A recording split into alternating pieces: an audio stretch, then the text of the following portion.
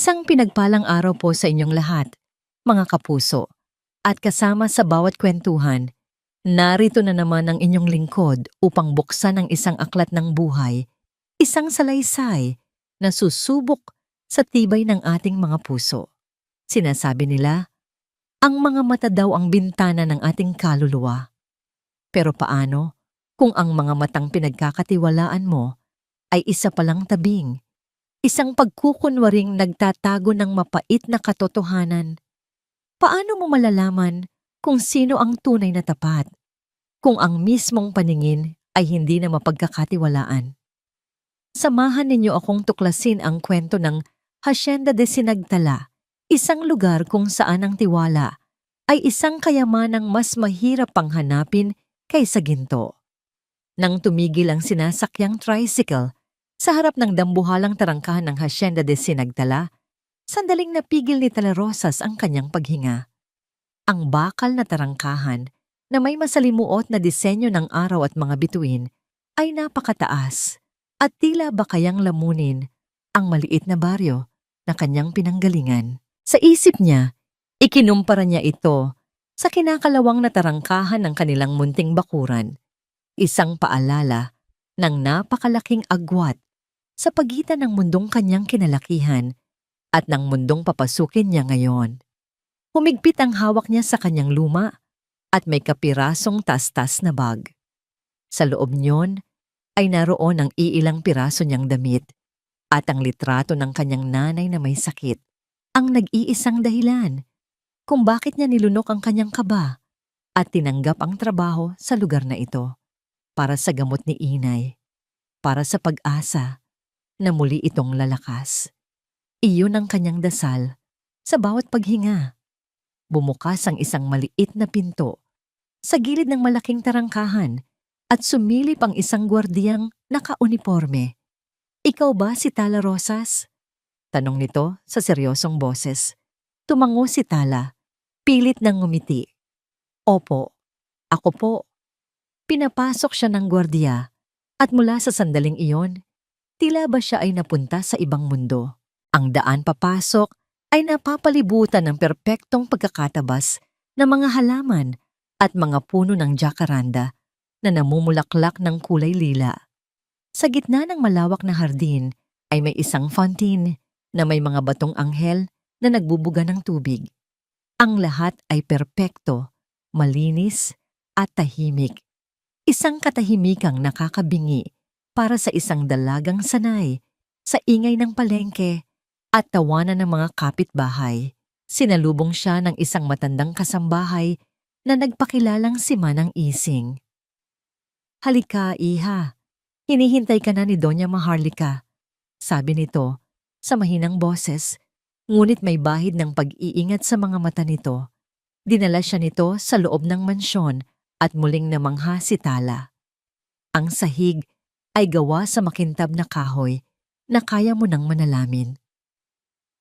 Ang mga muebles ay mukhang mas matanda pa sa kanyang lola at ang mga pader ay napupuno ng mga pinta na tila ba nakatingin sa kanya. Huminto sila sa harap ng isang malaking pinto na gawa sa nara. Kumatok si Manang Ising ng 3 beses bago ito marahang binuksan. "Donya, narito na po si Tala," anunsyo nito. Ang silid ay madilim. Ang tanging liwanag ay nagmumula sa isang maliit na siwang sa makapal na kurtina. Sa gitna ng silid, nakaupo sa isang wheelchair ay ang anino ng isang babae. Habang papalapit si Tala, unti-unti niyang naaninag ang itsura nito. Si Doña Maharlika Soliman ay may buhok na kulay abuna, maayos na nakapusod, at nakasuot ng isang simpleng bestidang kulay krema. Ngunit ang kanyang mukha ay walang emosyon, tila ba isang maskarang gawa sa porselana. At ang kanyang mga mga mata niya ay nakatingin sa kawalan, may kaputian na tila ba tinatakpan ng ulap. "Ikaw si Tala?" ang tanong ng Donya. Ang boses nito ay malamig at matinis, tila ba basaging kristal. "Opo, Doña Maharlika," sagot ni Tala, bahagyang yumuko. "Alam mo ba kung bakit ka narito?" Para po maglingkod sa inyo, Donya. Hindi sumagot ang matanda. Sa halip, iginalaw nito ang kanyang kamay, kinakapa ang mesang nasa kanyang tabi. Gusto ko, laging malinis ang silid na ito. Ayoko ng alikabok. Ayoko ng anumang bagay na wala sa lugar. Bilang aking personal na alalay, ikaw ang aking magiging mata at kamay. Nagkakaintindihan ba tayo? Opo, Donya. Makakaasa po kayo. Habang nagsasalita si Tala, isang lalaki ang pumasok sa silid. Matangkad ito, makisig, at may isang ngiting kayang magpatigil ng hininga. Tita, nandito na pala ang bago nating kasama. Sabi ng lalaki sa isang malambing na boses. Lumapit ito at magalang na humalik sa pisngi ni Doña Maharlika. Kumusta ka na, Tala? Ako si Gideon Montenegro, ang pamangkin ni Tita. Magandang araw po, Ginoong Gideon.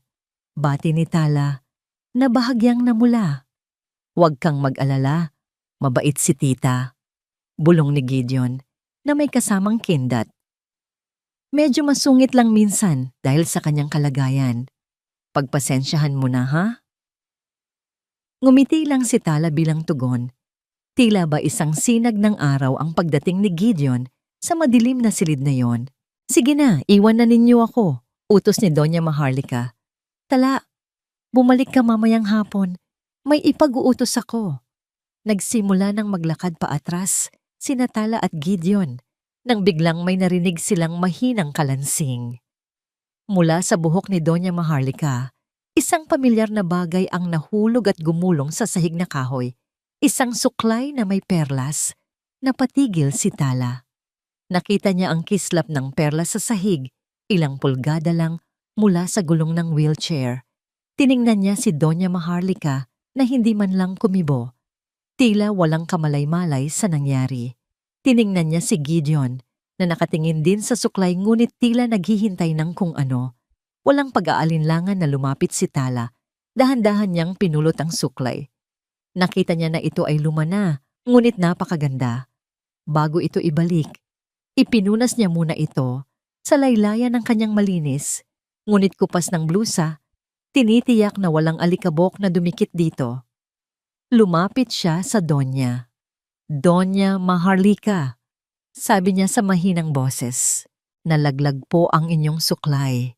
Iniabot niya ang kamay ng matanda at maingat na inilagay ang suklay sa palad nito.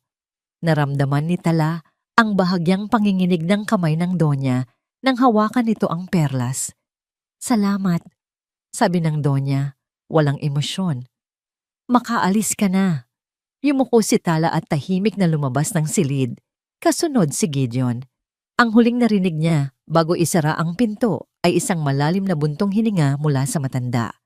Nang makalabas, gumaan ang pakiramdam ni Tala. Naisip niya na marahil hindi naman magiging ganoon kahirap ang lahat. Ngunit sa loob ng madilim na silid, nang marinig ni Doña Maharlika ang huling pag-click ng pinto, nanatili siyang hindi gumagalaw.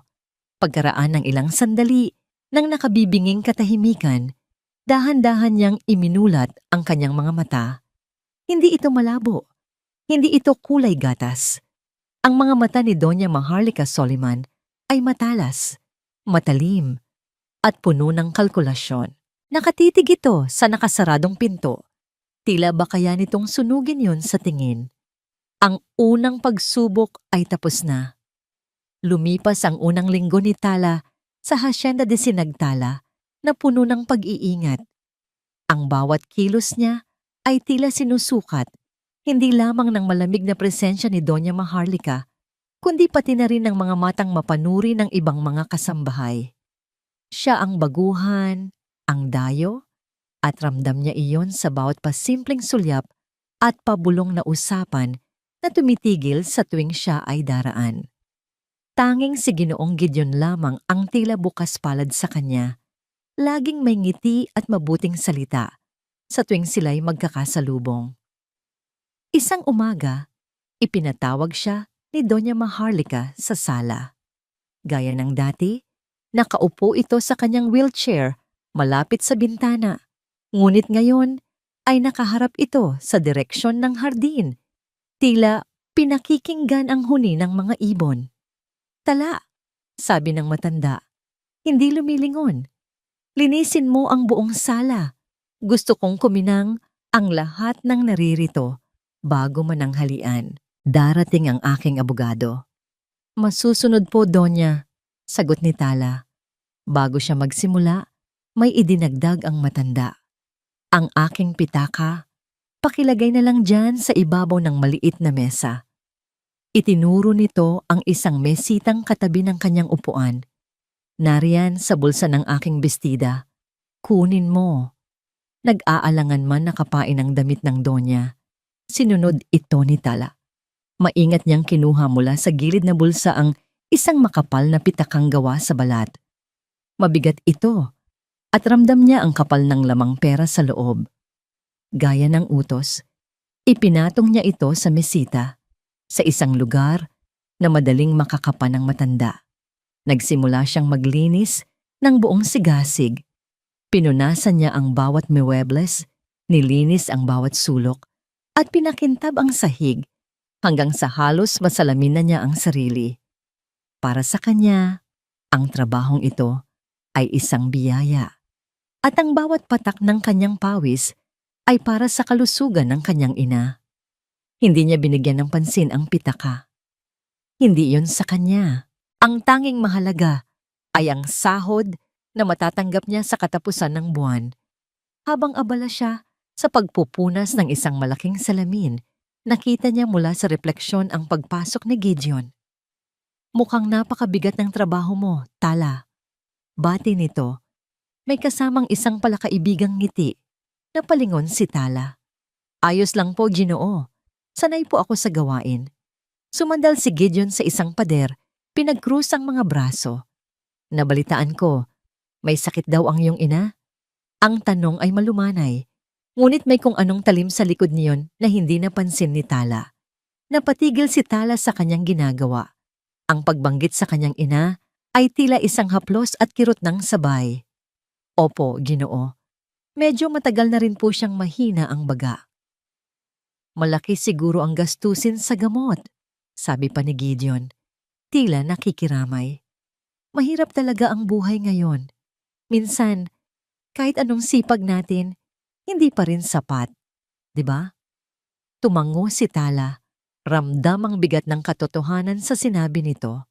Gagawin ko po ang lahat para sa kanya. Kaya laking pasasalamat ko po sa trabahong ito. Mabuti yan, sabi ni Gideon, at tinapik siya ng bahagya sa balikat. Basta kung may kailangan ka, huwag kang mag-atubiling magsabi sa akin. Ituring mo na akong kaibigan. Pagkasabi niyon, ay ngumiti itong muli at umalis na. Iniwan si Talang may kaunting gaan sa dibdib. Nang matapos ni Tala ang paglilinis, nagpaalam siya sa Donya para ihanda ang merienda nito. Pagkalabas niya ng sala, ilang saglit pa lamang ang nakalipas nang marinig niya ang isang sigaw na nagpatindig sa lahat ng balahibo sa kanyang katawan. Ang pitaka ko! Mananakaw! Nawawala ang pitaka ko! Ang sigaw ay nagmula sa sala. Mabilis na nagtakbuhan ang ibang mga kasambahay kasama si Manang Ising patungo sa pinanggalingan ng gulo. Sumunod si Tala. Ang puso niya'y kumakabog ng malakas sa kaba. Naabutan nilang lahat si Doña Maharlika na nanginginig sa kanyang wheelchair. Ang mukha ay namumutla. Si Gideon ay nasa tabi na nito, hinahagod ang likod ng kanyang tiyahin. Tita, kalma lang po. Ano po ang nangyari?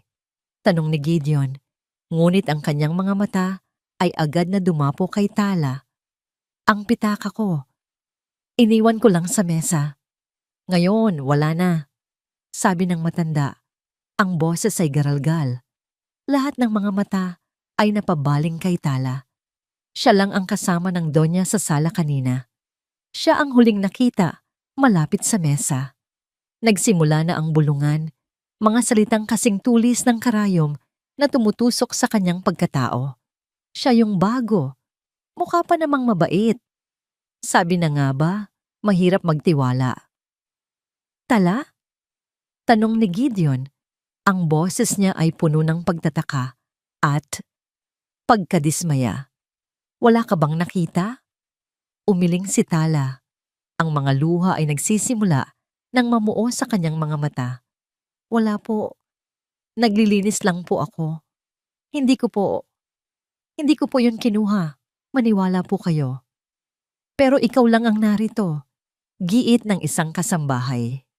Donya, patawarin niyo po ako pero sabi ni Tala, lumuhod sa harap ng wheelchair, baka po nailagay niyo lang sa ibang lugar. Baka po nahulog. Hanapin po nating mabuti. Tiningnan siya ni Doña Maharlika. Ang mga matang hindi nakakakita ay tila ba tumatagos sa kanyang kaluluwa. Ang mukha nito ay isang blangkong pader. Sa gitna ng kaguluhan, habang ang iba ay nagkukunwaring naghahanap sa ilalim ng mga mesa at sa likod ng mga kortina, si Tala ay tumayo. Pilit niyang pinakalma ang sarili. Saan huling umupo ang Donya? Saan ito kumilos? Binalikan niya sa isip ang bawat sandali. Ang wheelchair ay nasa tabi ng mesita. Lumapit siya sa kinauupuan ng Donya. Dahan-dahan, kinapa niya ang mga gilid ng malambot na upuan. Isinuksok niya ang kanyang kamay sa pagitan ng braso ng upuan at ng makapal na kutsyon. At doon, sa isang napakasikip at imposibleng kalagyan, naramdaman niya ang malamig at pamilyar na tekstura ng balat. Hinila niya ito palabas. Ang pitaka. Nandito po! Sabi niya sa nanginginig na boses. Iniabot ito sa Donya. Nandito lang po pala, Donya. Baka po naisuksok ninyo nang hindi sinasadya. Kinuha ito ni Doña Maharlika. Ngunit bago pa man niya ito makuha ng buo, hinawakan ng matanda ang kamay ni Tala na nag-aabot ng pitaka. Ang hawak ay mahigpit, halos masakit. At sa ilalim ng malamig na balat ng Donya, naramdaman ni Tala ang isang bagay na hindi niya inaasahan. Isang panginginig, isang halos hindi mahahalata, ngunit malinaw na panginginig na tila hindi nagmumula sa galit o takot, kundi sa isang bagay na mas malalim at hindi niya maintindihan. Tumingala siya sa mukha ng Donya, naghahanap ng sagot, ngunit blanko pa rin ito. Nang mag-isa na lamang si Doña Maharlika sa malawak na sala, nanatili siyang nakaupo sa kanyang wheelchair, hawak-hawak ang pitakang naging sanhi ng kaguluhan. Hindi ang bigat ng salapi sa loob nito ang kanyang nararamdaman, kundi ang bigat ng alaala ng nanginginig na kamay ni Tala at ang desperasyon sa mga mata nitong lumuluha. Sa loob ng maraming taon, naging bato na ang kanyang puso. Ang tiwala, para sa kanya, ay isang salitang matagal nang nabura sa kanyang bokabularyo, pinalitan ng pagdududa at mapait na karanasan. Ang mga naunang kasambahay ay tila mga ahas na naghihintay lang ng pagkakataong manuklaw, nagnanakaw ng maliliit na bagay, nagsisinungaling sa kanyang harapan, inaakala na ang kanyang pagkabulag ay katumbas ng katangahan, kaya't nilikha niya ang mga pagsubok, ang nahulog na suklay, ang nawawalang pitaka, mga simpleng bitag para hukayin ang tunay na kulay ng mga taong nakapaligid sa kanya. Inaasahan niyang mabibigo si Tala. Inaasahan niyang makikita niya sa mga mata nito ang parehong kasakiman. Ngunit iba ang nakita niya. Nakita niya ang dalisay na takot, ang katapatang handang lumuhod at magmakaawa, hindi para sa sarili, kundi para patunayang malinis ang kanyang konsensya. Ang panginginig ng kamay niya kanina, habang hawak ang kamay ng dalaga, ay hindi panginginig sa galit. Iyon ay panginginig ng isang pader na matagal nang nakatayo, na ngayon ay nagsisimula ng magkaroon ng lamat. Ang katapatan ni Tala ay tila isang matalim na sulo na tumagos sa kadiliman ng kanyang puso. At ginising nito ang isang anino na matagal na niyang pilit kinakalimutan. Isang aninong may pangalan, Liwayway. Flashback. Ang ulan ay malakas, Humahampas sa mga salaming bintana ng hasyenda. Ngunit mas malakas ang sigawan sa loob ng kanyang opisina. Isang dalagitang liwayway ang nakatayo sa kanyang harapan. Basa ang buhok, ang mga matay puno ng pagsuway at nag-aalab na pag-ibig. Hindi ako pakakasal sa lalaking hindi ko mahal, inay. Sigaw ni Liwayway, ang boses ay basag. Wala kang utang na loob. Ang sagot ni Doña Maharlika, ang bawat salita ay tila latigo. Ang pangalan ng pamilyang ito, ang nakataya, ang hasyenda, at ipagpapalit mo ang lahat ng iyon para sa isang hamak na magsasaka na walang maipagmamalaki kundi ang putik sa kanyang mga paa. Mahal ko siya, inay. Hindi ba't iyon ang mas mahalaga? Tumawa si Doña Maharlika, isang tawang walang kagalakan. Ang pag-ibig ay hindi nakakain, Liwayway. Ang pag-ibig na sinasabi mo ay isang kahibangan na lilipas din. Ang karangalan, ang pangalan, iyan ang mananatili. Kung gayon, wala na kayong anak, sabi ni Liwayway. Ang mga luhay tuluyan ng bumuhos. Dahil hindi ko kayang mabuhay sa isang mundong walang pag-ibig. Iyon ang huling pagkakataon na nakita niya ang ningning sa mga mata ng kanyang anak. Ang sumunod na mga salitang lumabas sa bibig ni Doña Maharlika ang nagsilbing lason na pumatay hindi lang sa kanilang relasyon, kundi sa isang bahagi ng kanyang kaluluwa. Kung lalabas ka sa pintong yan, kasama ang lalaking yon, huwag ka nang babalik. Para sakin, patay ka na. End of flashback. Ipinikit ni Doña Maharlika ang kanyang mga mata. Ngunit ang sakit ay naroon pa rin. Sariwa na parang kahapon lang nangyari.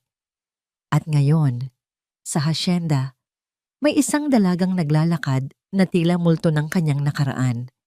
Sa mga sumunod na araw, pinanood niya si Tala. Hindi sa paraan ng pagbabantay ng isang amo, kundi sa paraan ng isang taong naghahanap. Pinakikinggan niya ang bawat yabag nito, ang bawat galaw. Isang hapon, habang nag-aayos si Tala ng mga bulaklak sa florera, narinig niya itong humuhuni ng isang pamilyar na himig, isang oyayi sa buwan. Ang kantang iyon ang kantang lagi niyang inaawit kay Liwayway nung ito'y sanggol pa lamang. Biglang nanikip ang kanyang dibdib. Nagkataon lang ba? Kinabukasan, isang maliit na ingay ang gumambala sa katahimikan ng mansyon. Isang kalansing ng nabasag na pinggan mula sa kusina. Narinig niya ang biglang pagtigil ng lahat ng gawain na sinundan ng nanginginig na boses ni Tala. Naku po, patawarin niyo po ako, Manang Ising. Hindi ko po sinasadya. Naku kang bata ka. Alam mo bang magagalit ang donya niyan? Narinig ni Doña Maharlika ang mabilis na mga yabag. Ilang sandali pa, si Tala ay nasa harapan na niya. Nakaluhod, ang mukha ay basang-basa ng luha. Donya, patawarin niyo po ako. Nakabasag po ako ng pinggan. Huwag niyo po akong tanggalin sa trabaho. Parang awa niyo na po. Ibawas niyo na lang po sa sahod ko. Kahit po isang buwan akong magtrabaho ng walang bayad, tatanggapin ko po. Ang pinggan na yon ay isa sa mga pinakamurang gamit sa hasyenda. Halos wala itong halaga. Ngunit ang reaksyon ni Tala, ang dalisay na takot na mawalan ng trabaho dahil sa isang maliit na pagkakamali, ay isa na namang patunay. Ang batang ito ay hindi sakim. Ang batang ito ay desperado, ngunit tapat. Kinagabihan, dinalaw siya ni Gideon sa kanyang silid. Tita, kamusta po ang araw ninyo? Tanong nito. Umupo sa silyang katapat niya. Nabalitaan ko ang nangyari sa kusina. Ang Tala, talagang yon lampa. At pagkatapos ng ginawa niya sa pitakan ninyo, Tita, hindi po kaya mas mabuting palitan na lang natin siya? Baka po sa susunod, hindi lang pinggan ang mabasag niya. Tumingin si Doña Maharlika sa direksyon ng boses ni Gideon. Isang pinggan lang yon, Gideon. Lahat tayo nagkakamali. Pero tita, hayaan mo na. Putol ng matanda sa sasabihin ng pamangkin, ang boses ay may bigat na hindi nito inaasahan. Ayaw niyang marinig ang anumang paninira laban sa dalaga. Hindi ngayon. May iba akong iniisip. Natahimik si Gideon, tila nabigla sa hindi inaasahang pagtatanggol ng kanyang tiyahin. Ramdam ni Doña Maharlika ang pagbabago sa hangin, ang biglaang pag-igting ng katahimikan.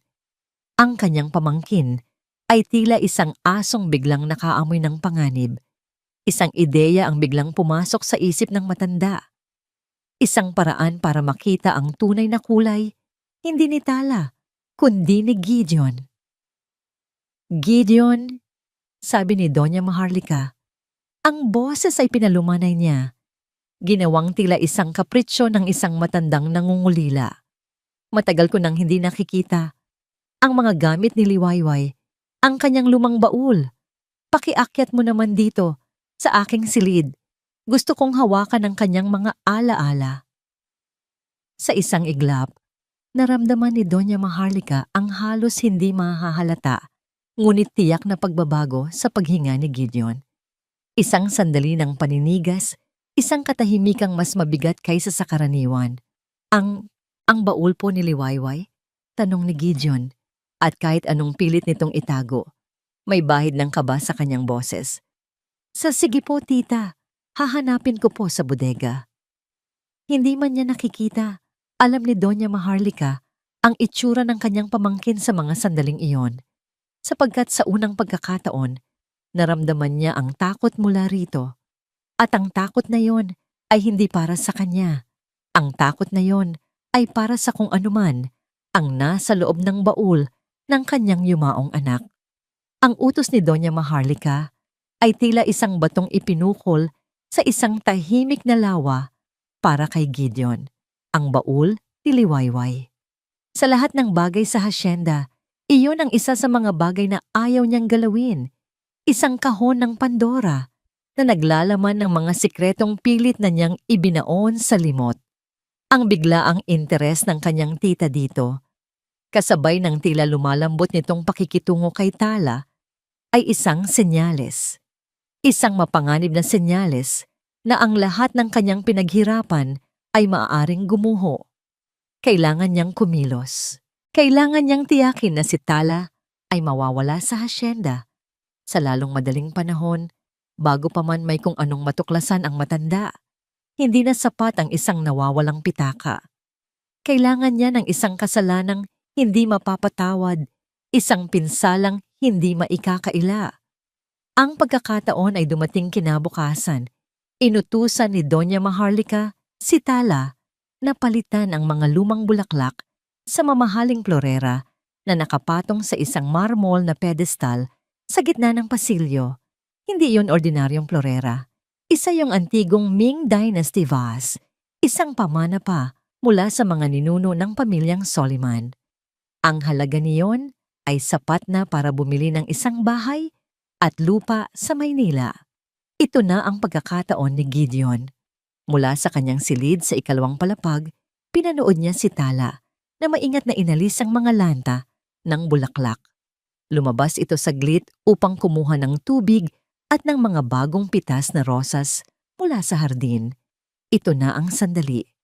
Mabilis, ngunit tahimik na bumaba si Gideon. Wala siyang ginawa sa florera.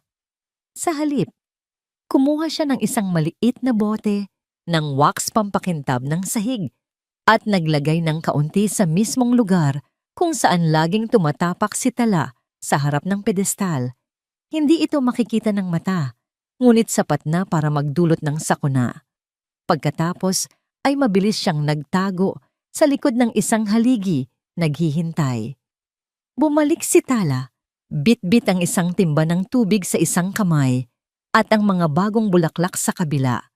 Maingat niyang inilapag ang mga bulaklak sa isang tabi at sinimulang buhusan ng tubig ang florera. Nang matapos, kinuha niya ang mga rosas para isa-isang ayusin. Humakbang siya ng bahagya pa atras para tingnan kung pantay ang kanyang pagkakaayos. At doon, sa paghakbang na yon, ang kanyang lumang tsinelas ay tumapak sa makintab na sahig na pinahira ni Gideon ng wax. Sa isang iglap, nawalan siya ng balanse. Ang kanyang mga kamay ay iwinagayway sa hangin, desperadong naghahanap ng kakapitan. Ngunit huli na ang lahat. Ang kanyang balakang ay tumama sa pedestal na marmol.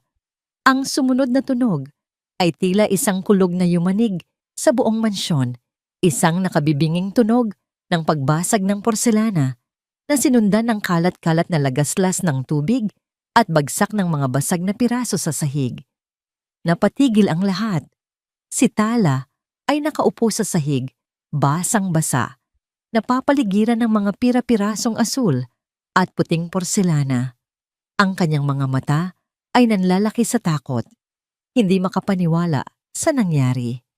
Ang kanyang paghinga ay tila ninakaw. Bago pa man siya makasigaw, lumabas na si Gideon mula sa kanyang pinagtataguan. Ang muka ay nagpapahayag ng perpektong pagkukunwari ng pagkabigla. Tala, anong nangyari? Sumunod na lumabas ang ibang mga kasambahay at ang huli ay si Doña Maharlika. Itinutulak ang kanyang wheelchair papalapit sa pinangyarihan ng gulo. Anong ingay iyon? Tanong ng Donya. Ang boses ay matigas at malamig. Mabilis na lumuhod si Gideon sa tabi ng kanyang tiyahin. Tita. Ang plorera po, sabi niya. Ang boses ay puno ng pag-aalala. Ang Ming Vase, basag na po. Si Tala po, nadula. Ang bawat salita ni Gideon ay tila isang pako na ibinabaon sa dibdib ni Tala. Sinubukan niyang magsalita, ngunit walang boses na lumalabas. Nadulas ako. Pero bakit? Napakakintab ng sahig. Tala, tawag ni Doña Maharlika. Ang pangalan niya. Kapag binibigkas ng matanda sa gayong tono, ay parang isang sentensya ng kamatayan. Tumayo si Tala, nanginginig ang buong katawan. Donya, di ko po, nadulas po ako. Papatawarin niyo po ako. Patawad? Umalingaw-ngaw ang boses ni Gideon, puno ng hindi makapaniwalang galit. Tala, alam mo ba kung magkano ang halaga ng plorerang yan? Ang buong buhay mo, kahit pagsama-samahin pa ang sahod ng pamilya mo, ay hindi makakabayad niyan. Napaiyak na lamang si Tala. Ang mga salita ni Gideon ay totoo. Ang pinsala ay napakalaki. Ang kasalanan ay hindi maikakaila. Siya ang may hawak. Siya ang nadulas. Siya ang nakabasag. Tumingin siya kay Doña Maharlika, naghahanap ng kahit kaunting awa, ng kahit bahagyang pag-unawa. Ngunit ang mukha ng matanda ay isang maskara ng yelo. Sa loob-loob ng Donya, alam niyang may mali. Hindi kapani-paniwala ang lahat, ngunit kailangan niyang panindigan ang kanyang papel. Kailangan niyang makita kung hanggang saan ang kayang gawin ni Gideon. Walang ingat, sabi ni Doña Maharlika. Ang bawat salita ay mabagal at mabigat. Sinira mo ang isang bagay na hindi na mapapalitan pagkatapos ng insidente sa aking pitaka. Ngayon naman ito, hindi ko na ito matatanggap. Donya, pakiusap po, pagmamakaawa ni Tala. Manahimik ka. Sigaw ng Donya. Sa unang pagkakataon ay nagtaas ito ng boses sa kanya na nagpatigil sa lahat. Wala ka ng lugar sa hasyenda na ito. Mag-empake ka ng iyong mga gamit. Lumayas ka. Ang huling salita ay tila isang sampal na gumising kay Tala sa masakit na katotohanan. Tapos na. Tapos na ang kanyang pag-asa. Tapos na ang pangarap niyang mapagamot ang kanyang ina. Sa isang iglap, gumuho ang kanyang mundo. Habang umiiyak na tumatalikod si Tala para sundin ang utos, si Gideon naman ay lumuhod sa sahig. Kunwari pinupulot ang isang malaking piraso ng basag na plorera. Ngunit ang tunay niyang ginagawa ay itago ang isang bagay na nahulog mula sa kanyang bulsa nang siya'y mabilis na lumabas kanina. Ngunit huli na ang lahat. Sa gitna ng kanyang pagdadalamhati, sa sulok ng kanyang mga matang puno ng luha, Isang bagay ang pumukaw sa atensyon ni Tala. Isang maliit, nakatuping piraso ng papel, resibo. Nang yumuko si Gideon para kunin ito, hindi niya napansin na nahulog ito mula sa kanyang bulsa. Ito ay resibo mula sa isang kilalang antique shop sa bayan. At ang petsang nakasulat doon, kahapon. Nge. Ang mga salitang lumayas ka ay lumabas sa bibig ni Doña Maharlika na tila mga punyal, ngunit ang bawat isang salita ay sumaksak din pabalik sa kanyang sariling puso. Mula sa kanyang wheelchair, pinanood niya ang papalayong anino ni Tala. Isang balikat na nanginginig sa pag-iyak, isang figurang gumuho ang mundo. Ang bawat hibla ng kanyang katawan ay gustong sumigaw, bawiin ang lahat, at sabihing, hindi, manatili ka, ligtas ka rito. Ngunit hindi niya magawa. Hindi pa. Hindi habang ang tunay na ahas, si Gideon, ay nanonood mula sa gilid, ang muka ay nagpapahayag ng huwad na pag-aalala para sa kanya, ngunit ang mga mata ay mayroong hindi maitagong kislap ng tagumpay. Alam niyang ang pagbasag ng florera ay hindi isang aksidente. Ang pagkadulas ni Tala ay napaka-perpekto, napaka-oportuno, at ang nakita niyang resibo, iyon ang huling piraso ng ebidensya na kailangan niya para malaman na ang lahat ng ito ay isang masamang dula na isinulat at idinirehe ng kanyang sariling pamangkin. Kailangan niyang paalisin si Tala sa mata ng lahat para mailayo ito sa kapahamakan. Kapinanang, ipatawag niya si Manang Ising, ang pinakamatagal at pinakapinagkakatiwalaan niyang utusan, ang kaisa-isang nilalang sa hasyenda na nakakaalam na ang kanyang pagkabulag ay isang pagkukunwari. Ising, sabi niya sa mahinang boses, nang masiguro niyang sila lang ang nasa silid. Nasaan si Tala? Nag-iimpake na po, Donya. Umiiyak pa rin po sa kanyang kwarto. Sagot ng matanda. May bahid ng awa sa boses. Hindi siya aalis, mariing sabi ni Doña Maharlika. Ngunit kailangang isipin ng lahat, lalo na ni Gideon, na umalis na siya. Sabihin mo sa kanya, bilang kabayaran sa nasirang florera, maninilbihan siya sa akin ng walang bayad. At dahil ayokong makita ang pagmumukha niya, sa hardin ang magiging trabaho niya mula umaga hanggang gabi. Naiintindihan mo? Tumango si Manang Ising, isang maliit na ngiti ng pag-unawa ang sumilay sa kanyang mga labi. Naiintindihan ko po, Donya. Isang matalinong paraan para protektahan ang bata. Kinabukasan, ang balita ay kumalat. Si Tala Rosas ay hindi pinalayas, bagkus ay pinarusahan. Gagawin siyang hardinera hanggang sa mabayaran niya ang kanyang kasalanan. Para sa ibang kasambahay, ito ay isang parusang mas masahol pa sa pagpapalayas.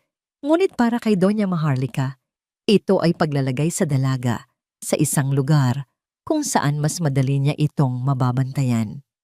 Mula sa kanyang balkonahe sa ikalawang palapag, pinakikinggan ni Doña Maharlika ang mga tunog ng hardin. Naririnig niya ang kaluskos ng gunting na pumuputol sa mga tuyong sanga, ang pagbubungkal ng lupa, at paminsan-minsan ang mahinang paghuni ni Tala.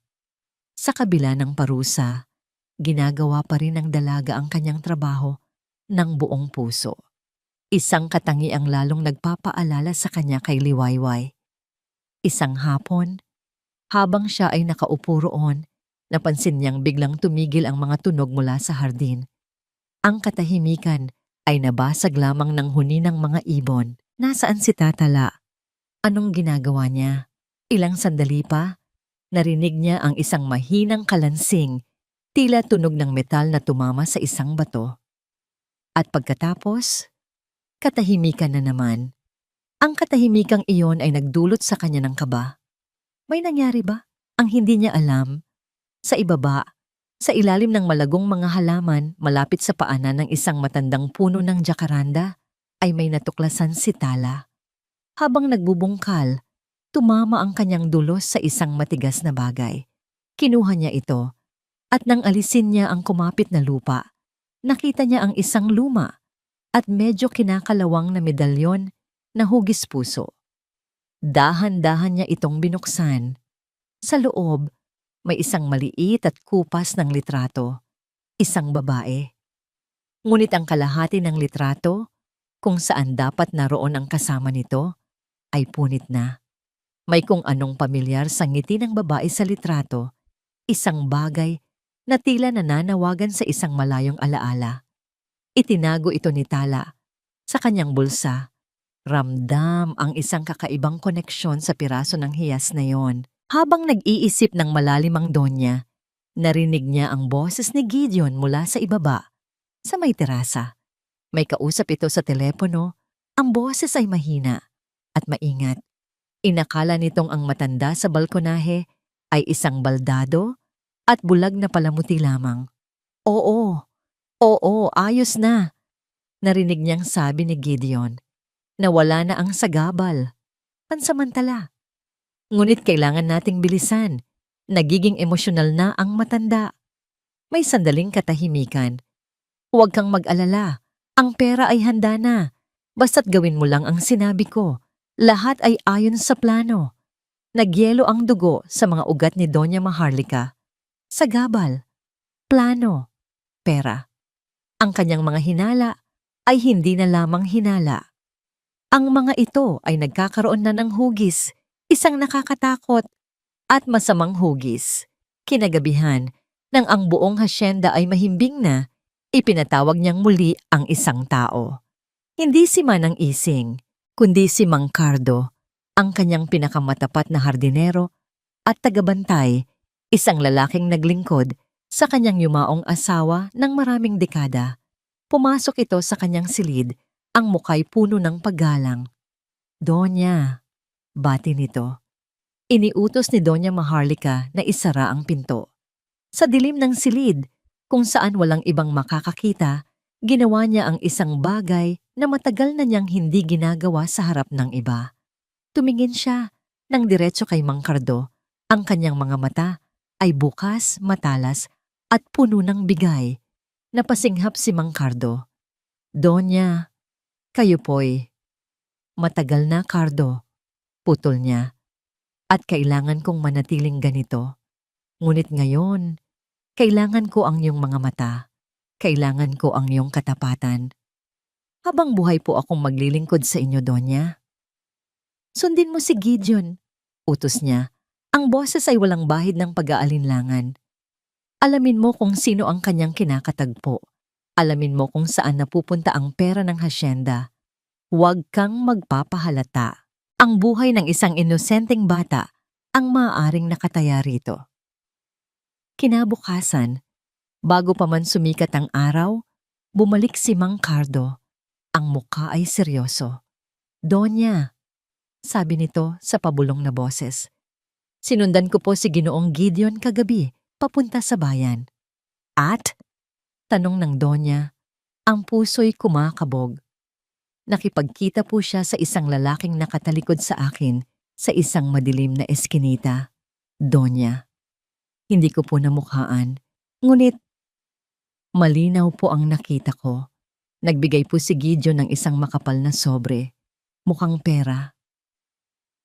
Ang medalyon ay naging lihim na kayamanan ni Tala. Sa bawat sandali ng kanyang pamamahinga, mula sa nakakapagod na paghahardin, kinukuha niya ito mula sa kanyang bulsa. Pinagmamasdan niya ang kupas na litrato ng babaeng nakangiti. Isang nangiting nagbibigay sa kanya ng kakaibang pakiramdam ng kapayapaan na tila ba isang yakap mula sa isang nakaraang hindi niya matandaan. Hinahaplos niya ang malamig na metal. Iniisip kung sino kaya ang babaeng ito at kung bakit ang kanyang alaala ay ibinaon sa lupa sa ilalim ng puno ng jacaranda. Sa loob ng ilang araw, pinag-isipan ni Tala kung ano ang gagawin. Nararapat bang itago niya ito? O dapat ba niyang ipakita sa Donya? Baka pag-aari ito ng pamilya. Ngunit natatakot siya. Matapos ang insidente sa Florera, ang bawat pagkilos niya ay sinusukat ng takot. Paano kung isipin ng Donya na isa na naman itong pagnanakaw o isang kasinungalingan. Ngunit ang koneksyon niya sa medalyon ay mas malakas kaysa sa kanyang takot. Isang hapon, habang nagdidilig ng mga rosas malapit sa balkonahe, kung saan laging nakaupo ang Donya, nilakasan niya ang kanyang loob. Dahan-dahan siyang lumapit, ang puso niya'y kumakabog na tila isang tambol. "Donya Maharlika," tawag niya sa mahinang boses. Hindi kumibo ang matanda, ngunit alam ni Talang nakikinig ito. Pasensya na po sa abala," sabi niya. Nanginginig ang mga kamay. May nakita po ako sa hardin. Baka po pag-aari ninyo." Maingat niyang inilabas ang medalyon mula sa kanyang bulsa. Kinuha niya ang kamay ni Donya Maharlika na laging nakapatong sa braso ng wheelchair at marahan niyang inilagay ang medalyon sa palad nito. Sa sandaling dumampi ang malamig na metal sa balat ng Donya, isang tila kuryente ang gumapang sa buong katawan nito. Ang hugis, ang bigat, ang maliit na uka sa gilid kung saan minsan itong nabagsak. Kilalang kilala niya ang bagay na ito. Hindi niya kailangang makakita para malaman kung ano ito. Ang kanyang hininga ay napigil. Ang kanyang mga daliri ay nagsimulang manginig habang marahan niyang binubuksan ang takip ng medalyon. Kahit hindi niya nakikita ang litrato sa loob, ang alaala niyon ay nakaukit sa kanyang isipan na parang apoy.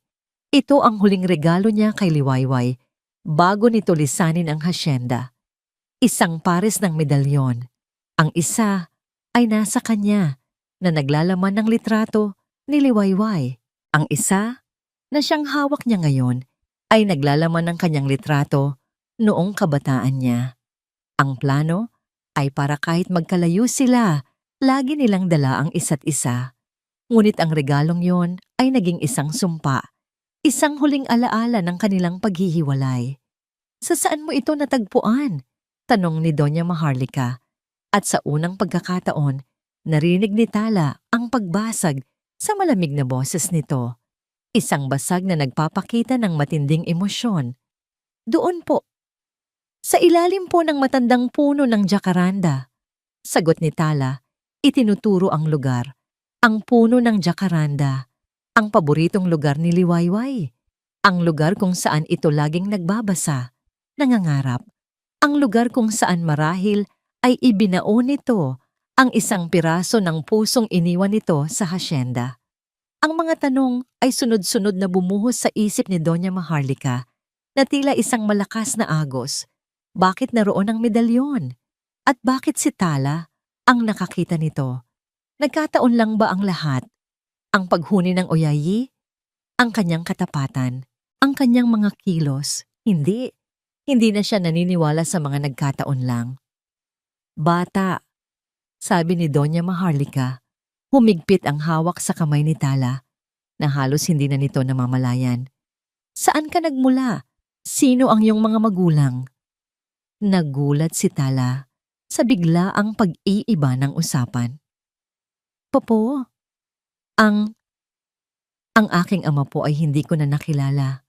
Ang aking ina naman po ay sumakabilang buhay na noong ako'y sanggol pa lamang. Kinupkup lang po ako ng ali na tinatawag kong inay ngayon." Bawat salita ni Tala ay tila isang dagok sa dibdib ni Donya Maharlika. Ang iyong tunay na ina, mayroon ka bang nalalaman tungkol sa kanya? Isang pangalan? Isang bagay?" Umiling si Tala. Isang lungkot ang gumuhit sa kanyang mukha. "Wala po, Donya. Ang sabi lang po ni inay, ang pangalan niya raw po ay Liwayway." Liwayway. Ang pangalan ay tumama kay Donya Maharlika na parang isang kidlat. Ang hangin ay tila ninakaw mula sa kanyang mga baga. Ang mga tunog sa paligid ay biglang nawala. Ang tanging naririnig niya ay ang malakas na pagtibok ng kanyang puso. Isang pusong matagal nang natutulog at ngayon ay biglang nagising sa isang masakit at kagila-gilalas na katotohanan. Ang batang nasa harapan niya, ang batang inakusahan niya ng pagnanakaw, Ang batang pinarusahan niya at pinagtrabaho sa ilalim ng init ng araw. Siya ang anak ni Liwayway. Siya ang kanyang apo.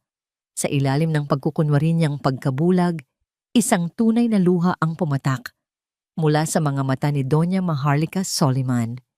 Isang luha ng pagsisisi, ng sakit, at ng isang pag-asang matagal na niyang ibinaon kasama ng medalyon ng kanyang anak. Ang katotohanan ay isang mabigat na balabal para kay Doña Maharlika. Ngayong alam na niyang si Tala ang nawawala niyang apo. Ang bawat sandali na hindi niya ito mayakap at maangkin ay isang parusa. Ang bawat utos na ibinibigay niya sa dalaga bilang isang amo ay tila paglalatigo sa sarili niyang kaluluwa. Ngunit kailangan niyang magtiis. Kailangan niyang panindigan ang kanyang pagkukunwari. Dahil ngayon, hindi na lang katotohanan ang kanyang hinahanap. Katarungan at proteksyon para sa dugo ng kanyang dugo.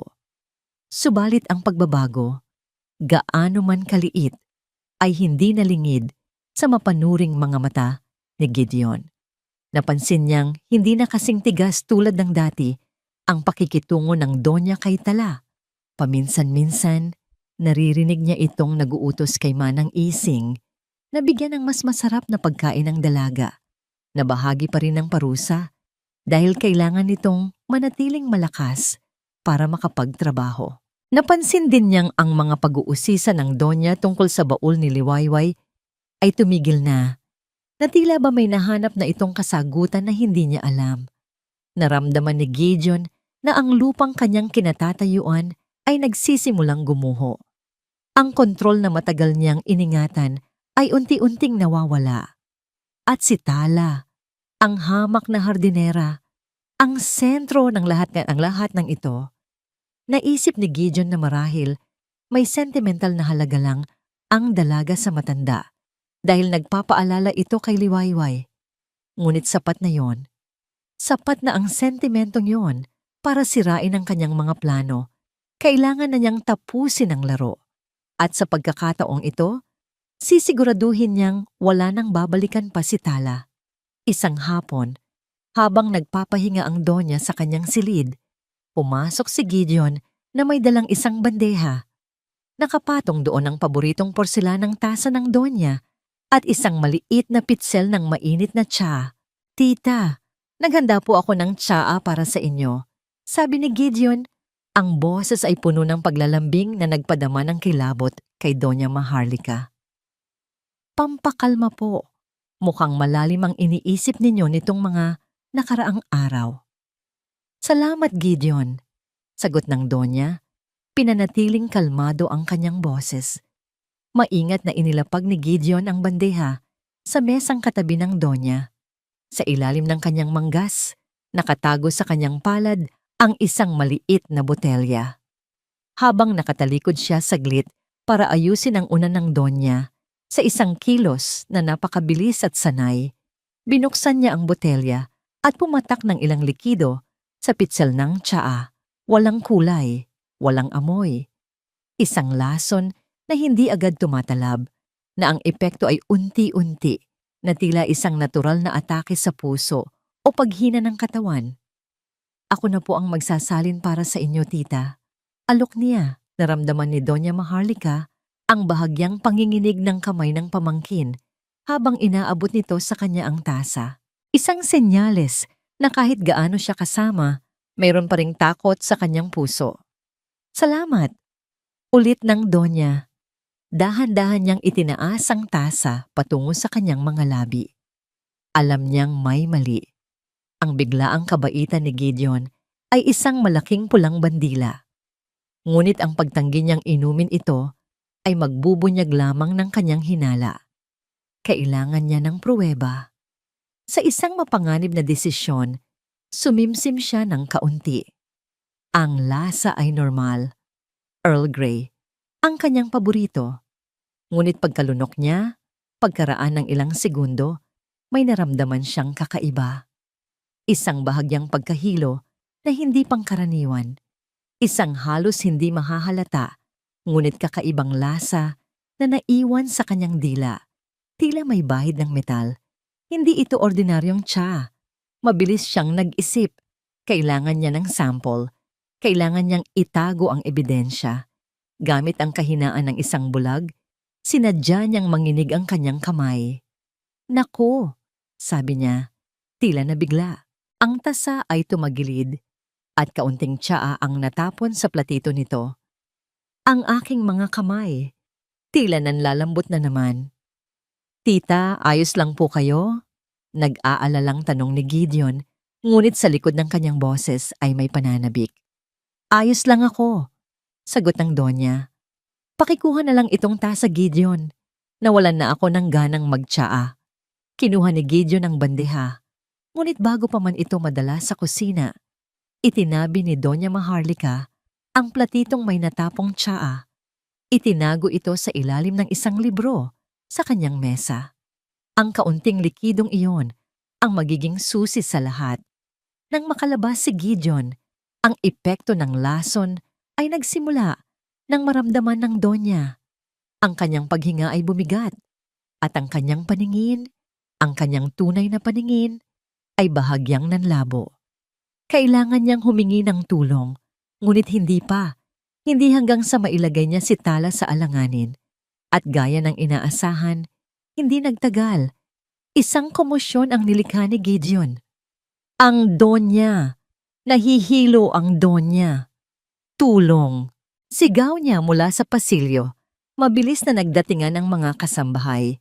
Si Tala, nakatatapos lang sa kanyang trabaho sa hardin, ay narinig ang sigawan at tumakbo rin papasok. Ang muka ay puno ng pag-aalala. Anong nangyari kay Doña Maharlika? Tanong ni Tala. Tiningnan siya ni Gideon.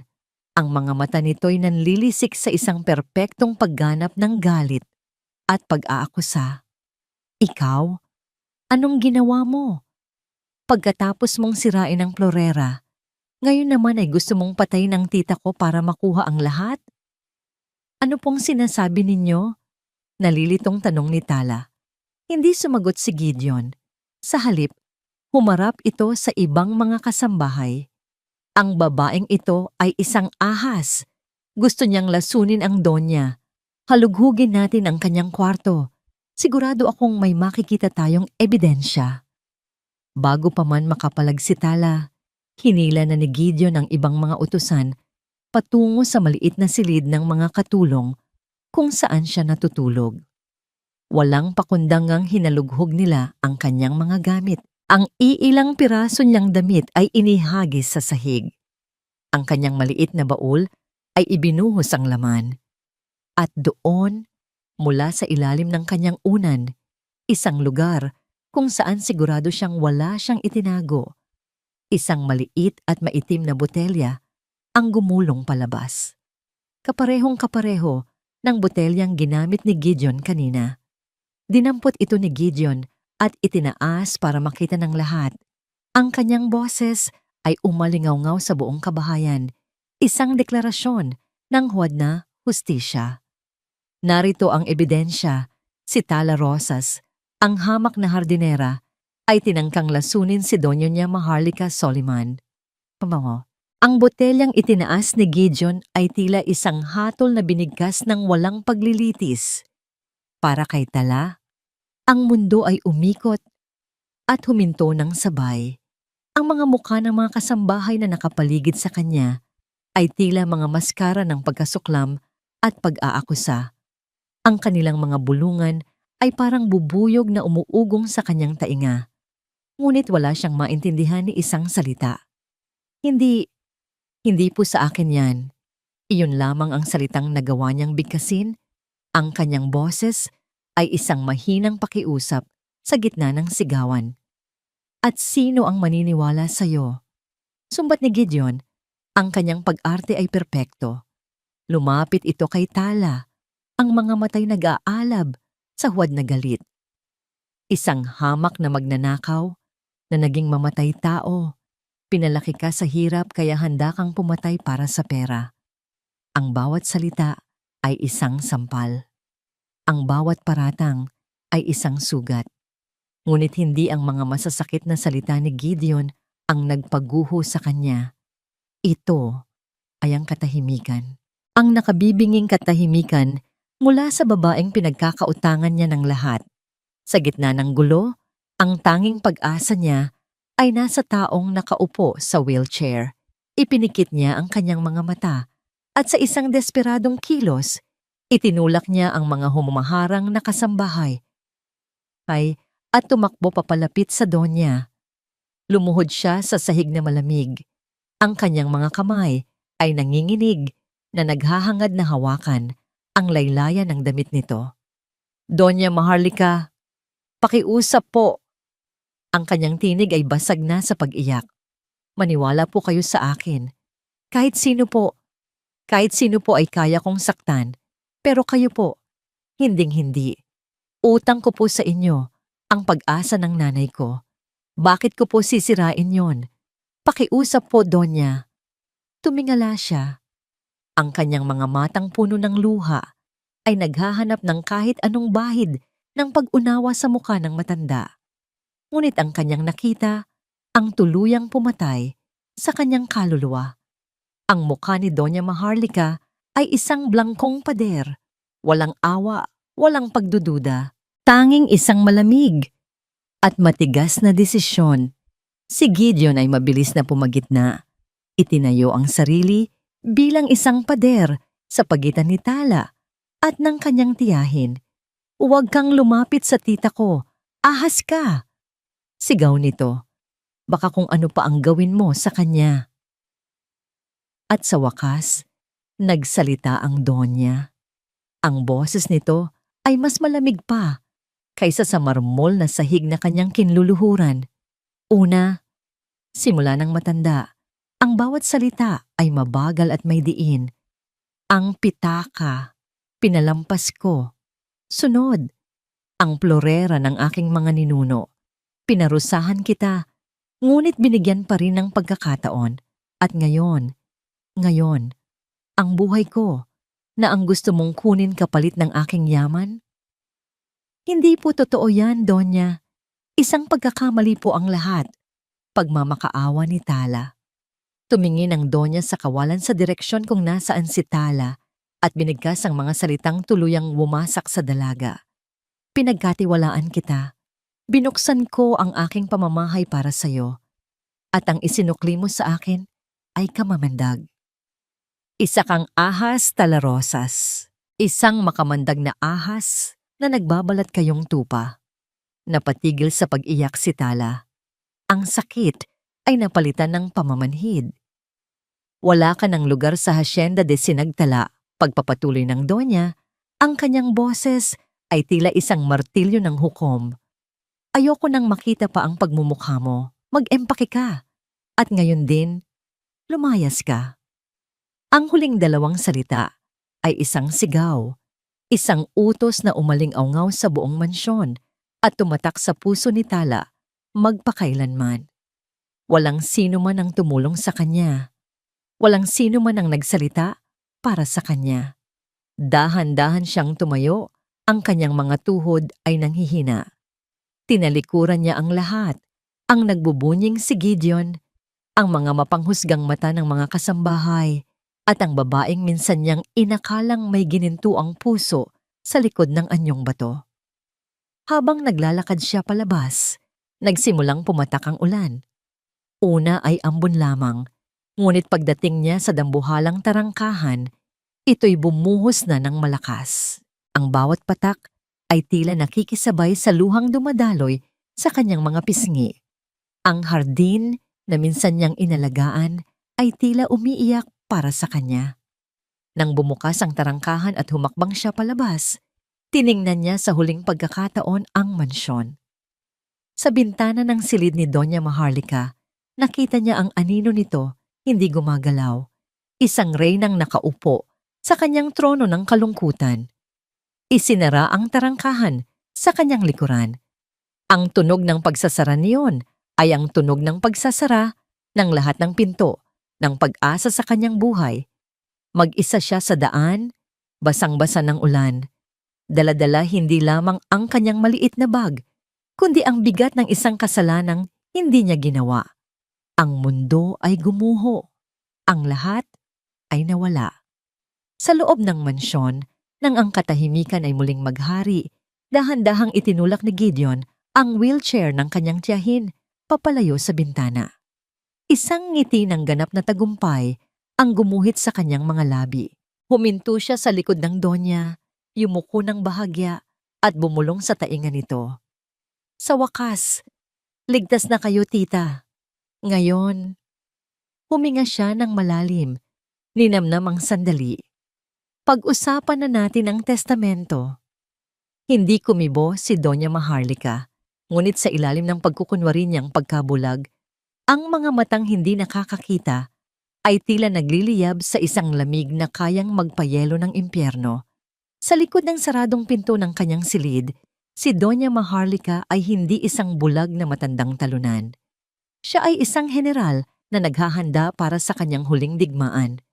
Ang bawat sigaw na pinakawalan niya kay Tala, ang bawat salita ng pagtataboy, ay isang kalkuladong sakripisyo, isang masakit na hakbang para ilagay ang kanyang reyna sa isang ligtas na lugar bago niya isakripisyo ang kanyang mga peon para matalo ang kalaban. Ang imahe ni Tala na naglalakad papalayo sa ilalim ng buhos ng ulan ay isang sundang na paulit-ulit tumatarak sa kanyang konsensya. Ngunit ang imaheng iyon ang nagbigay sa kanya ng lakas para kay Liwayway, para sa hustisya, para sa apo niyang ninakawan ng pagkatao. Nang gabing iyon, habang si Gideon ay nagdiriwang sa kanyang tagumpay, marahil ay umiinom ng mamahaling alak sa ibaba, si Doña Maharlika ay gumawa ng isang tawag. Ilang oras ang lumipas, sa isang madilim at malayong kalsada, papalabas ng baryo mapayapa, isang figura ang nakaupo sa loob ng isang naghihintay na shed. Si Tala Rosas, basang-basa, nanginginig sa ginaw at sa bigat ng kanyang kabiguan. Wala na siyang mapupuntahan. Ang perang naipon niya ay kakarampot. Paano niya haharapin ang kanyang ina? Anong sasabihin niya? Isang lumang owner-type jeep ang huminto sa kanyang harapan. Bumaba ang isang pamilyar na lalaki. May dalang isang malaking payong at isang makapal na kumot, si Mang Cardo. Talaiha, sabi ng matandang hardinero. Ang boses ay mahinahon at puno ng pag-aalala. Tumingala si Tala, ang mga matay namumugto. Mang Cardo, anong ginagawa ninyo rito? Sinugo ako. Simpleng sagot nito. Ipinatong ni Mang Cardo ang kumot sa nanginginig na balikat ni Tala. Sinugo ako ng donya. Halika na, hindi ka ligtas dito. Naguguluhan si Tala. Pero pinalayas niya po ako. Galit po siya sa akin. Umiling si Mang Cardo, isang malungkot na ngiti ang gumuhit sa kanyang kulubot na mukha. May mga bagay na hindi mo pa naiintindihan, iha. Minsan, ang pinakamasakit na salita ay nagmumula sa pusong pinakatinatangkang magprotekta. Ginawa niya yon para iligtas ka. Halika na. Dinala ni Mang Cardo si Tala, hindi pa balik sa mansyon, kundi sa isang maliit na kubo sa pinakadulong bahagi ng lupain ng hasyenda, malapit sa Manggahan, isang lugar na halos nalimutan na ng lahat. Mainit ang ilaw sa loob, at si Manang Ising ay naghihintay na may dalang mainit na sabaw at malinis na damit. Sa gabing iyon, sa unang pagkakataon sa loob ng napakaraming taon, naramdaman ni Tala ang tunay na kalinga. Kahit na ang kanyang isip ay puno pa rin ng kalituhan. Kinabukasan sa mansyon, ipinatawag ni Doña Maharlika ang kanyang abogado, si Attorney De Leon. Sinadya niyang iwan na bahagyang bukas ang pinto ng kanyang opisina. At gaya ng inaasahan, naramdaman niya ang presensya ni Gideon na naglalakad-lakad sa pasilyo. Nagkukunwaring may hinahanap, ngunit ang totoo'y nakikinig. Attorney, sabi ni Doña Maharlika, ang kanyang boses ay mahina at tila pagod na pagod. Gusto kong baguhin ang aking testamento. Ang lahat ng aking ari-arian, ang hasyenda de Sinagtala. Gusto kong iwan sa kaisa-isang taong nagpakita sa akin ng tunay na pagmamalasakit. Ang aking pamangkin, si Gideon Montenegro. Sa labas ng pinto, isang hindi maitagong ngiti ng tagumpay ang sumilay sa mga labi ni Gideon. Ito na. Ang huling piraso ng kanyang plano ay nalalagay na sa lugar. Nang makaalis ang abogado, muling ipinatawag ito ng Donya sa isang lihim na tawag sa telepono. Narinig ba niya, attorney? Tanong niya. Malakas at malinaw, Donya. Nasa labas lang siya ng pinto. Sagot ng abogado. Nakuha na niya ang pain. Ano na ang susunod na hakbang? Ihanda mo ang tunay na dokumento. Utos ni Donya Maharlika. Ang boses ay matigas na ngayon at puno ng awtoridad. At ihanda mo ang lahat ng ebidensyang ipinadala ko sa iyo. Ang resulta ng laboratory test sa ang testimonya ni Mang Cardo, at ang resibo mula sa antique shop. Magkakaroon tayo ng isang family meeting sa Makalawa. Samantala, sa kubo, dinalaw ni Manang Ising si Tala. Bukod sa pagkain, may dala itong isang maliit at lumang kahon na gawa sa velvet. Pinabibigay ng Donya, sabi ni Manang Ising. Nagtatakang binuksan ito ni Tala. Sa loob, may isang medalyon na hugis puso. Kaparehong-kapareho ng natagpuan niya, ngunit ito ay baras makintab at inalagaan.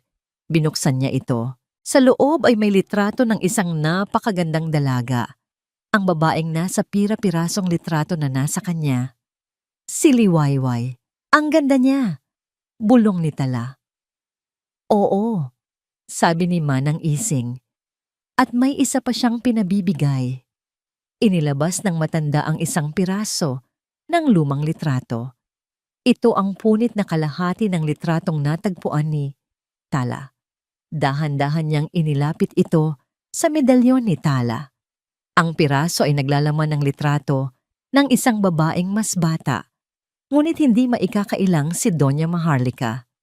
Nakangiti ito at nakaakbay sa kanya si Liwayway. Ang dalawang piraso ay perpektong nagdugtong, isang larawan ng mag-inang masaya. Napatitig si Tala, ang babaeng nagpalayas sa kanya, ang kanyang ina, magkasama. Ang lahat ng tanong, lahat ng kalituhan, ay biglang nagkaroon ng sagot. Ang dugo na nananalaytay sa kanyang mga ugat, ang dahilan ng kakaibang koneksyon, ang lahat ay umikot sa isang katotohanan. Dumating ang araw ng pagpupulong. Ang malaking hapagkainan ng mansyon ay inihanda. Sa kabisera, nakaupo si Gideon Montenegro. Suot ang kanyang pinakamahal na Amerikana. Ang muka ay hindi maitago ang pananabik. Sa kanyang isip, ito na ang araw ng kanyang koronasyon. Ang malaking pinto ay bumukas. Dahan-dahang pumasok si Donya Maharlika. Itinutulak ang kanyang wheelchair ni Manang Ising. Ang kanyang muka ay kalmado at walang anumang emosyon na lalong nagpakaba sa lahat maliban kay Gideon. Umupo siya sa tapat ng kanyang pamangkin. Si Attorney De Leon ay nakaupo sa gilid. Isang folder ng mga dokumento ang nasa kanyang harapan. Tumingin si Gideon sa kanyang tiyahin. Handa na po ba kayo, tita? Tanong niya. Ang boses ay puno ng kasinungalingan. Hindi sumagot si Donya Maharlika. Sa halip, gumawa siya ng isang bahagyang senyas gamit ang kanyang kamay, isang tango na halos hindi mahahalata. Tumikhim si Attorney De Leon, kinuha ang pinakaibabaw na dokumento mula sa folder. Ayon sa huling habilin at testamento ni Donya Maharlika Soliman, panimula niya, ang kanyang boses ay umalingaw-ngaw sa tahimik na silid. Ang lahat ng kanyang yaman at pag-aari ang lahat ay naghihintay. Ang hangin ay mabigat sa tensyon. Ang bitag ay handa na. Ang bawat segundo ng katahimikan habang naghahanda si Attorney De Leon ay tila isang oras para kay Gideon. Pinanatili niyang kalmado ang kanyang panlabas na anyo. Isang mapagmahal na pamangkin na nag-aalala sa kanyang tiyahin. Ngunit sa loob-loob niya, ang kanyang puso ay nagdiriwang. Naisip niya ang lahat ng kanyang pagtitiis, ang kanyang maingat na pagpaplano, ang kanyang perpektong pag-arte. Sa wakas, ang lahat ng ito ay magbubunga na. Ang Hacienda de Sinagtala, ang yaman ng mga Soliman, ang lahat ay mapupunta sa kanya. Ayon sa huling habilin at testamento ni Doña Maharlika Soliman, ulit ng abogado, ang kanyang boses ay formal at walang emosyon. Ang lahat ng kanyang yaman at pag-aari ay ipapamana sa... Napigil ang hininga ni Gideon.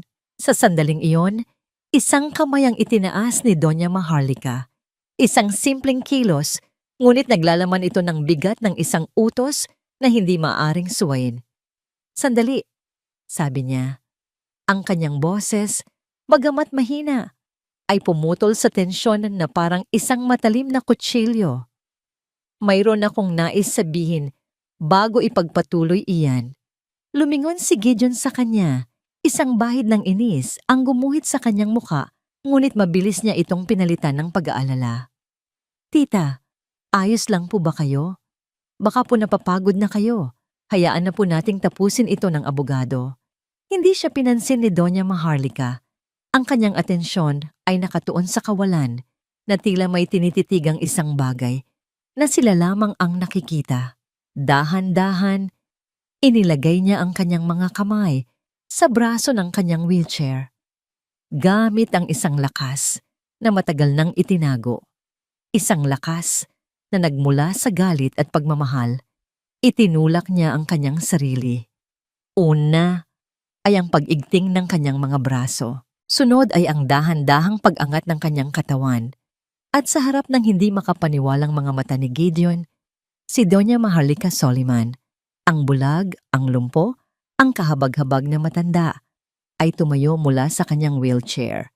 Isang kolektibong paghinga ng pagkabigla ang narinig mula sa mga kasambahay na nakatayo sa gilid. Ngunit ang reaksyon ni Gideon ay higit pa sa pagkabigla. Iyon ay purong takot. Ang kanyang muka ay namutla, na tila nakakita ng multo, at pagkatapos, ang huling dagok. Dahan-dahang iminulat ni Doña Maharlika ang kanyang mga mata, at ang mga matang iyon ay hindi na malabo o maputi. Ang mga ito ay buhay, nagniningas sa galit at nakatutok ng diretso sa kanya. Gideon, sabi niya, at sa pagkakataong ito, ang kanyang boses ay hindi na mahina. Ito ay malakas, matatag, at puno ng kapangyarihan. Akala mo ba talaga ay nagtagumpay ka na? Napaatras si Gideon na tumba sa kanyang upuan. Papaanong imposible? Walang imposible sa isang inang naghahanap ng hustisya para sa kanyang anak. Dagundong ng boses ng Donya, tumingin siya kay Attorney De Leon. Ngayon na, Attorney. Mula sa kanyang folder, inilabas ng abogado ang isang serye ng mga dokumento. Unang ebidensya, sabi nito, isang laboratory report mula sa St. Luke's Medical Center. Ang sample ng tekaan na itinabi ni Doña Maharlika ay nagpositibo sa digitoxin, isang lason na nagdudulot ng unti-unting paghina ng puso. Pangalawang ebidensya, pagpapatuloy nito, isang resibo mula sa Antigua de Oro, isang antique shop na may petsang isang araw bago mabasag ang Ming vase, nakapangalan sa isang Gideon Montenegro. At pangatlo, sabi ng abogado, tiningnan si Mang Cardo na nakatayo sa gilid. Ang sinumpaang salaysay ni G. Ricardo Fuentebella na nagsasabing nasaksihan niya ang pagbibigay ni G. Montenegro ng malaking halaga ng pera sa isang hindi kilalang lalaki sa isang madilim na eskinita. Ang bawat ebidensya ay isang pako sa kabaong ng mga kasinungalingan ni Gideon na wala na ang kanyang kumpiyansa. Ang natira na lang ay isang taong nasukol, isang hayop na handang mangagat. Mga kasinungalingan, sigaw niya, itinuturo si Doña Maharlika. Lahat yan ay gawa-gawa lang ng isang ulyanin at desperadong matanda. Peke ang lahat ng yan. Peke? Tanong ni Doña Maharlika, isang mapait na ngiti ang sumilay sa kanyang mga labi. Tulad ng pekeng pagmamalasakit mo? Tulad ng pekeng pag-aalala mo? O tulad ng pekeng pagluluksa mo para sa pinsan mong si Liwayway? Huwag mong mabanggit-banggit ang kanyang pangalan. Bakit, Gideon? Dahil natatakot ka? Hamon ng Donya. Lumakad siya papalapit sa kanya. Ang bawat hakbang ay mabigat sa kahulugan. Akala mo ba ay hindi ko malalaman? Ang pagkamatay ni Liwayway ay hindi isang simpleng aksidente. May kinalaman ka roon at alam mo rin kung sino ang kanyang anak. Ang batang pilit mong sinisiraan at tinangkang patayin. Ang batang alam mong siyang tunay na tagapagmana ng lahat ng ito. Sa hudyat na yon, ang malaking pinto ng silid kainan ay muling bumukas. Tahimik na pumasok si Talarosas. Hindi na siya ang hardinerang puno ng putik at takot. Nakasuot siya ng isang simpleng puting bestida. Ang kanyang buhok ay nakaayos at sa kanyang mukha, wala nang bakas ng luha. Tanging determinasyon. Napatitig si Gideon kay Tala pagkatapos ay kay Doña Maharlika at pabalik ulit. Ang kanyang utak ay nagpupumilit na tanggapin ang katotohanang matagal na niyang itinatanggi. Tinaas ni Doña Maharlika ang kanyang kamay at inakbayan ang kanyang apo. Humarap siya sa lahat ng naroroon, lalo na kay Gideon. Ang kanyang boses ay umalingaw-ngaw na tila isang proklamasyon. Harapin ninyo, anunsyo niya. Ang kanyang mga mata ay muling nagniningning, hindi sa galit, kundi sa pagmamahal at pagmamalaki. Siya si Tala Rosas, ang anak ng aking pinakamamahal na si Liwayway, ang aking apo, at ang kaisa-isang tagapagmana ng Hacienda de Sinagtala. Ang proklamasyon ni Doña Maharlika ay tila isang malakas na kulog na yumanig sa buong silid kainan. Sa isang iglap, ang lahat ng piraso ng palaisipan ay nabuo. Ang pagkakahawig, ang oyay, ang medalyon. Ang lahat ay nakaturo sa isang katotohanang hindi na matatatakasan. Ngunit para kay Gideon, ang katotohanan ay hindi isang bagay na tatanggapin.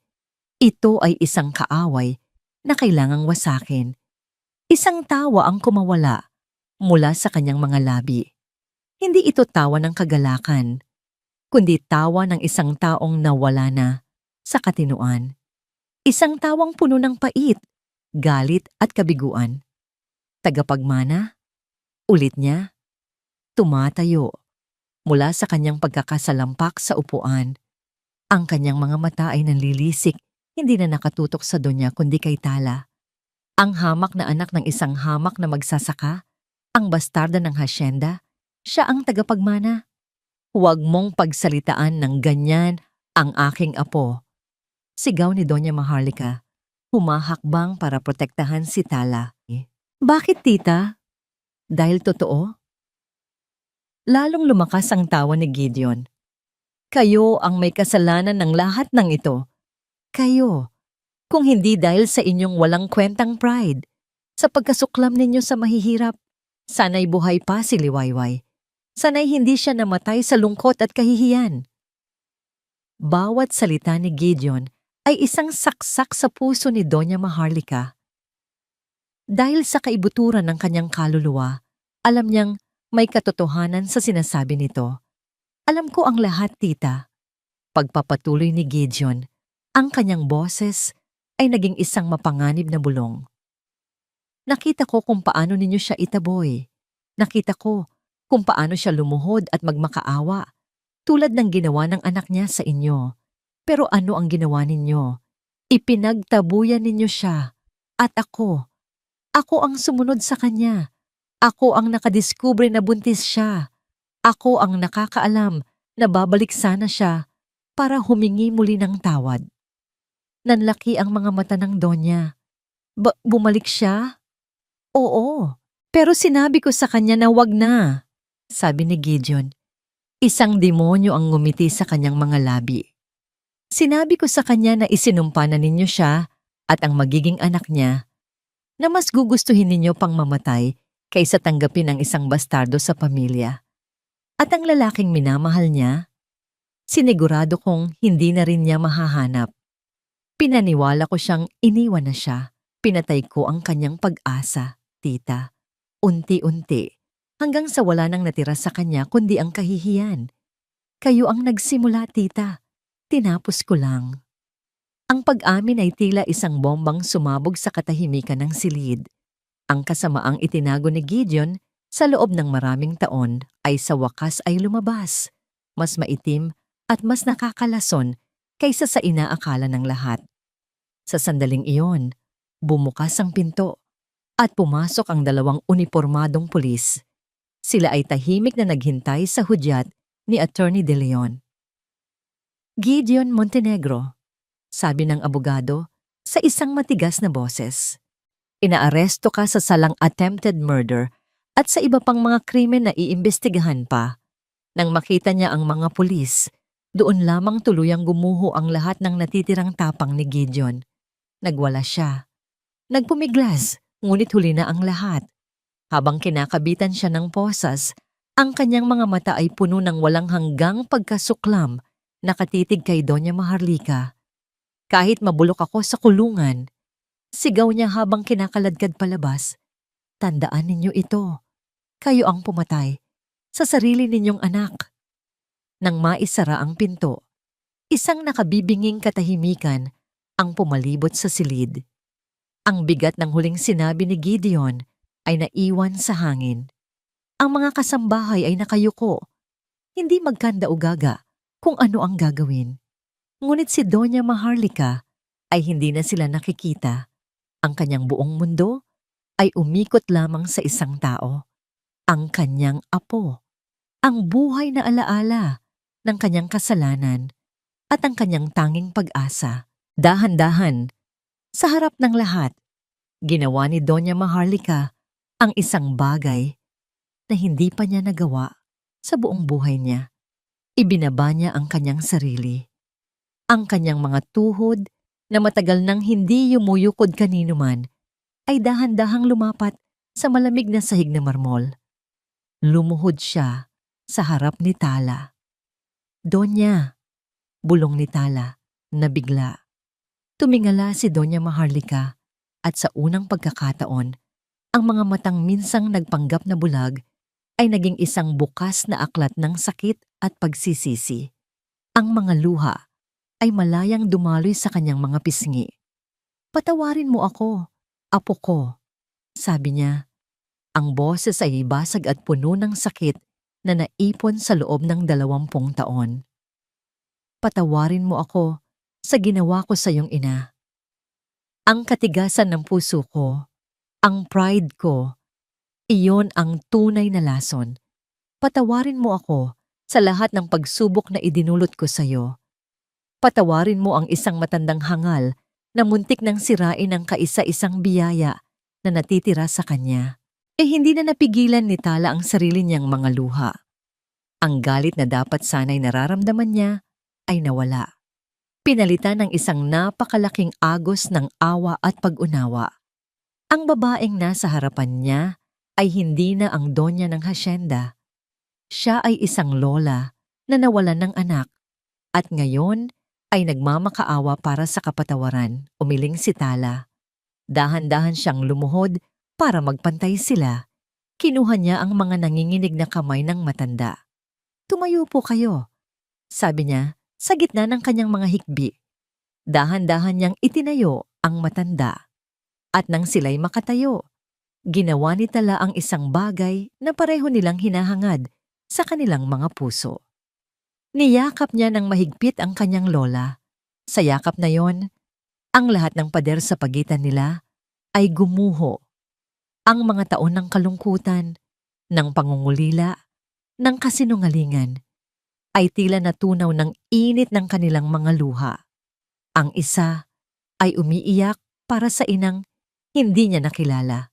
Ang isa naman ay umiiyak para sa anak na itinaboy niya.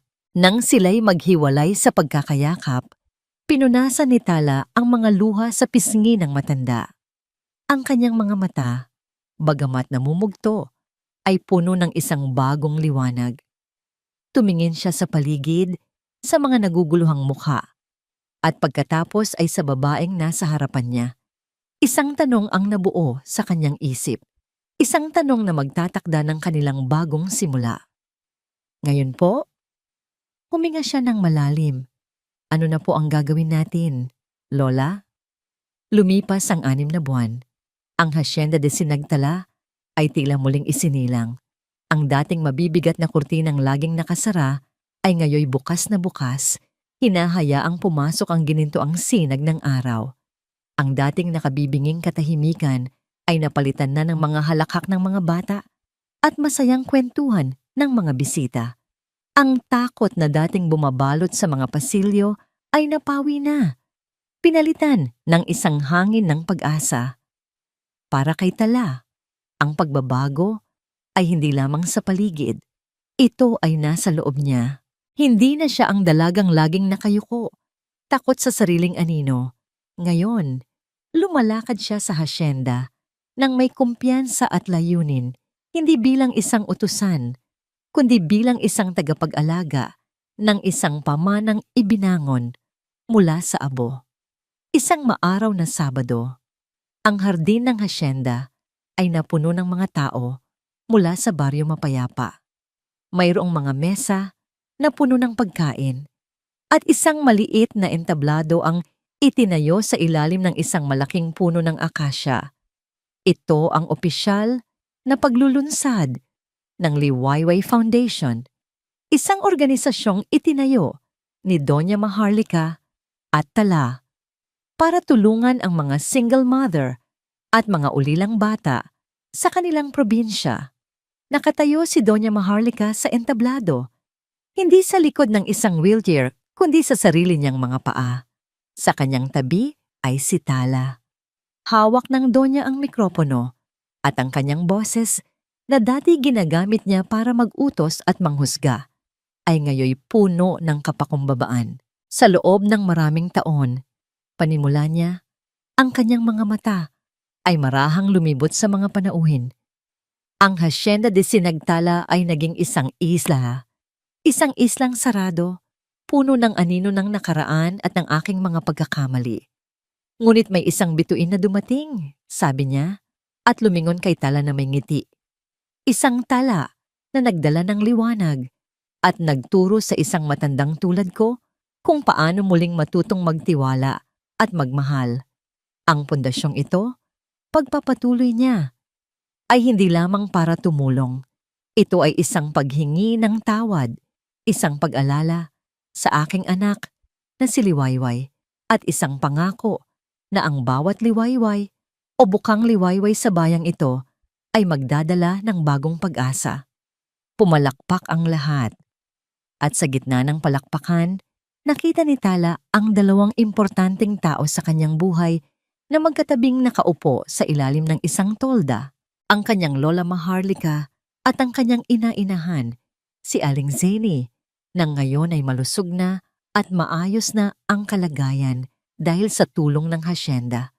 Matapos ang programa, nilapitan nila ang 2.